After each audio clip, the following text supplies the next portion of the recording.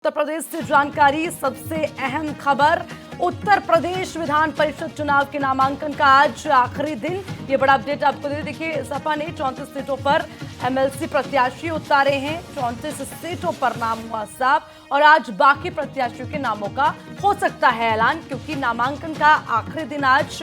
भाजपा ने 30 सीटों पर घोषित किए हैं एमएलसी प्रत्याशी।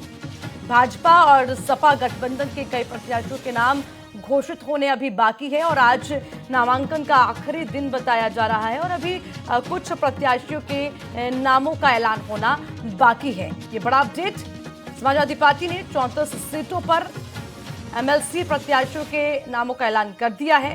बाकी प्रत्याशियों के नामों का ऐलान आज हो सकता है।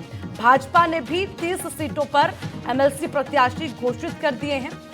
भाजपा और सपा गठबंधन के कई प्रत्याशियों के नामों की घोषणा आज हो सकती है।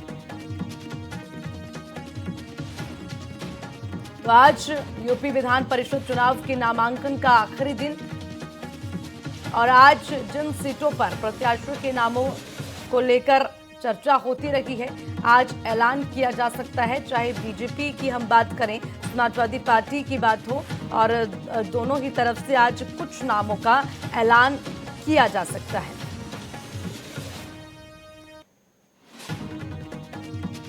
तो विधान सभा के चुनाव होने के बाद अब विधान परिषद के चुनाव की तैयारी। नामांकन का आज आखिरी दिन। 34 सीटों पर समाजवादी पार्टी अपने प्रत्याशियों के नाम बता चुकी है और कुछ सीटों पर आज ऐलान हो सकता है। इसी पर ज्यादा अपडेट लेंगे मेरे सहयोगी अभिषेक शर्मा फोन लाइन पर हमारे साथ। अभिषेक, आज विधान परिषद के नामांकन का आखिरी दिन, हालांकि अभी भी कुछ प्रत्याशियों के नामों का ऐलान होना बाकी, क्या अपडेट मिल रहा है?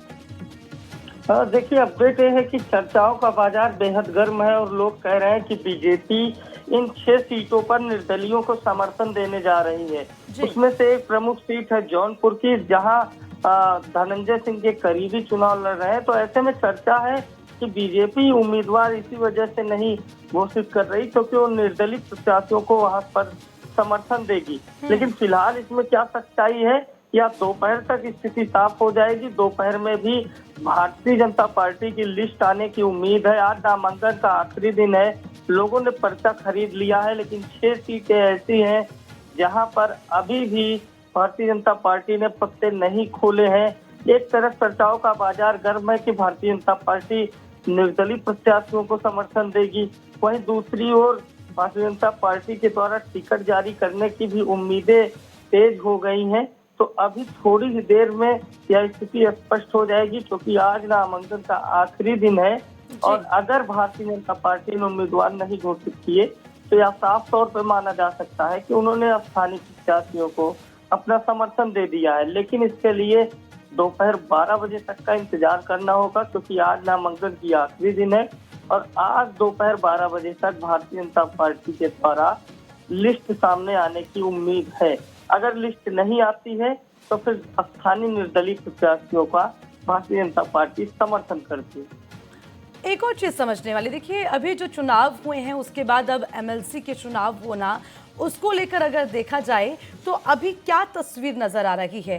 क्या उससे बहुत विपरीत होने वाला है या कुछ अलग बदलाव होगा या लगभग मिले जुले परिणाम आएंगे? किस तरह की तस्वीर? देखिए, एमएलसी का चुनाव जब होता है तो उसमें सत्ता का जो प्रभाव होता है बस साफ देखने को मिलता है।